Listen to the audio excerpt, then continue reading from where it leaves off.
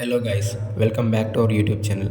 మన దేశ చరిత్రలో చాలామంది నేతలు ఉన్నారు, కానీ కొందరు మాత్రమే తమ సైలెంట్ దూరదృష్టితో దేశాన్ని సరికొత్త శిఖరాల్లోకి తీసుకెళ్లారు.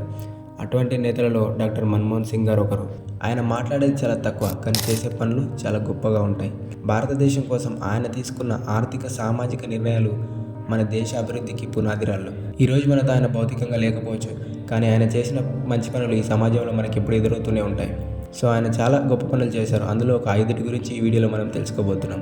ఇంకా ఏమాత్రం ఆలస్యం చేయకుండా వీడియోలోకి అయితే వెళ్ళిపోదాం. నేను ఇక్కడ స్కిప్ చేయకుండా లాస్ట్లో బోనస్ ఫ్యాక్ట్ అయితే ఒకటి ఉంది. And number 1, economic reforms. 1991లో మన దేశం ఎంత ఆర్థిక సంక్షోభానికి గురైందంటే మాటల్లో చెప్పలేం.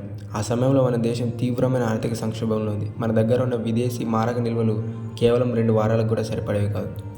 ప్రభుత్వం విదేశీ అప్పులు తీర్చడానికి మన దగ్గర ఉన్న బంగారం తాకట్టు పెట్టాల్సి వచ్చేది. అప్పుడు మన్మోహన్ సింగ్ గారు ఆర్థిక బాధ్యతలు స్వీకరించారు. ఆయన తీసుకున్న సంస్కరణలు భారతదేశాన్ని ఆర్థిక కష్టాల నుంచి బయటపెట్టాయి. ఆయన లైసెన్స్ రాజ్ అనే విధానాన్ని తొలగించారు. అయితే అది తొలగించడం వల్ల ప్రైవేట్ సంస్థలకు, విదేశీ పెట్టుబడులకు మన దేశంలోకి ఆహ్వానించారు, అలాగే తీసుకొచ్చారు. ఇందువల్ల భారతదేశ ఆర్థిక వ్యవస్థ కొత్త శక్తిని పొందింది. మన దేశంలో ఐటీ రంగం కావచ్చు, లేదంటే స్టార్టప్లు కావచ్చు, ప్రైవేట్ రంగాలు ఈ మార్పుతోనే ముందుకు సాగాయి. ఈ నిర్ణయాలు లేకపోతే మన దేశం నేడు గ్లోబల్ లీడర్గా ఎదగడం చాలా కష్టమయ్యేది. ఈరోజు మన దేశం గ్లోబల్ లీడర్గా ఎదిగింది అంటే దాని వెనకాల మన్మోహన్ సింగ్ గారి పాత్ర ఎంతగానో ఉంది. And second one, GDP growth. 2004 నుంచి 2014 మధ్య కాలంలో మన్మోహన్ సింగ్ గారి హయాంలో ప్రధానమంత్రిగా ఉన్న 10 ఏళ్ల కాలంలో మన దేశం సగటున 8% జీడిపి అనేది ఇంక్రీజ్ అయింది. ఈ కాలంలో భారతదేశం ప్రపంచంలోనే వేగంగా వృద్ధి చెందిన దేశాల్లో ఒకటిగా నిలిచింది అంటే దానికి కారణం ఆయన కూడా. ఇన్ఫ్రాస్ట్రక్చర్ డెవలప్మెంట్, టెక్నాలజికల్ అడ్వాన్స్మెంట్స్, ప్రమాణాలు మెరుగయ్యాయి. మధ్యతరగతి కుటుంబాల్లో కూడా ఇన్కమ్ అనేది పెరిగింది. అలాగే ప్రైవేట్ సెక్టర్ కూడా ఎక్స్పాన్షన్ అనేది జరిగింది. ఈ కాలంలో భారతదేశం ఐటీ రంగంలో గ్లోబల్ లీడర్గా ఎదగడంలో కీలకమైన మార్గాలు సుగమమయ్యాయి. చాలా కంపెనీలు భారతదేశాన్ని సెంటర్ ఆఫ్ అట్రాక్షన్గా పెట్టుకొని వాళ్ళ కంపెనీలు స్టార్ట్ చేయడం ప్రారంభించాయి. అండ్ థర్డ్ వన్, మనం మామూలుగా ఎండాకాలంలో చూస్తే గ్రామాల్లో చాలామంది ఉపాధి హామీ పథకం అని అంటుంటారు. అదే మహాత్మా గాంధీ జాతీయ గ్రామీణ ఉపాధి హామీ పథకం. ఈ పథకం మన భారతదేశ గ్రామాల్లో పేదరికాన్ని తగ్గించడంలో కీలక పాత్ర పోషిస్తూనే వస్తుంది. ప్రతి కుటుంబానికి 100 రోజుల పని హామీగా ఇస్తారు. ఈ స్కీమ్ ద్వారా లక్షలాది మంది గ్రామీణ ప్రజలు ఉపాధి పొందుతున్నారు.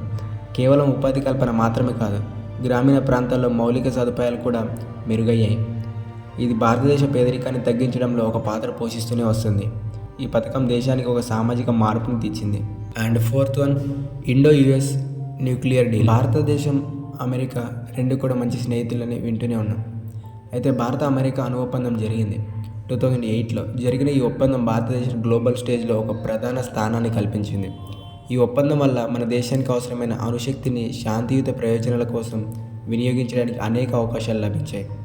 ఇది విద్యుత్ ఉత్పత్తి, పరిశోధనలు మరియు అణుశక్తి రంగంలో భారతదేశానికి మెరుగైన భవిష్యత్తు నేర్పించే మార్గంలో సుగమం చేసింది. ఈ ఒప్పందం అంతర్జాతీయంగా భారతదేశ శక్తిని చూపించడానికి ఒక గొప్ప ఉదాహరణ. And fifth one, infrastructure development, మౌలిక సదుపాయాల అభివృద్ధి. ఆయన పాలనలో నేషనల్ హైవే ప్రాజెక్టులు, మెట్రో రైళ్లు ప్రాజెక్టులు మరియు ప్రపంచ స్థాయి ఎయిర్పోర్ట్లు, అదే ఇంటర్నేషనల్ ఎయిర్పోర్ట్స్, ఈ ప్రాజెక్ట్స్ అన్నీ కూడా భారతదేశాన్ని మరింత అనుసంధానించడంలో కీలక పాత్ర పోషించాయి. ప్రయాణ సౌకర్యాలు మెరుగయ్యాయి. టూరిజం మరియు వాణిజ్య రంగం కూడా అభివృద్ధి చెందింది. అండ్ చివరిలో చిన్న bonus fact for you. Manmohan Singh గారు భారతదేశపు తొలి సిక్కు ప్రధానమంత్రి, అలాగే ఆయన ఒక గొప్ప ఆర్థికవేత్త కూడా. సో ఆయన తీసుకున్న నిర్ణయాలు మన దేశాన్ని ఈ రోజుకి అభివృద్ధి పథంలో నడిపిస్తూనే ఉన్నాయి. So that's it for today guys. Video నచ్చితే లైక్ చేయండి, అలాగే మీ ఫ్రెండ్స్ అండ్ ఫ్యామిలీ మెంబర్స్తో షేర్ చేయండి. ఇలాంటి మరిన్ని వీడియోస్ కోసం మన ఛానల్కి సబ్స్క్రైబ్ చేయండి. ఇంకా చాలా ఉన్నాయి, కుప్పలుగా ఉన్నాయి లోపల దాచాం.